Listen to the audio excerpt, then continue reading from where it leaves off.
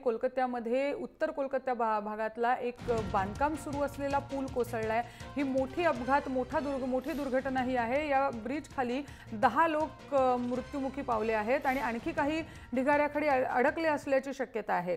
उत्तर कोलकात्यातल्या गणेश टॉकीज परिसरातली ही घटना आहे। कोसळलेल्या पुलाच्या ढिगाऱ्याखाली काही वाहनं सुद्धा सापडली आहेत। आतापर्यंत ढिगाऱ्याखालून अनेक मृतदेह बाहेर काढण्यात आले आहेत। शिवाय जखमींना हॉस्पिटलमध्ये उपचारासाठी दाखल करण्यात आले। मागच्या 3 वर्षांपासून या पुलाचं बांधकाम सुरू होतं। आज अचानक सकाळी हा ब्रिज कोसळला। वाहतुकीची रहदारीची वेळ होती आणि त्यामुळे मोठा अपघात घडून आला आहे। 10 मृतदेह तुर्तास ताब्यात घेण्यात आलेले आहेत। आणखी काही या ढिगाऱ्याखाली अडकले असल्याची शक्यताही व्यक्त होतीये।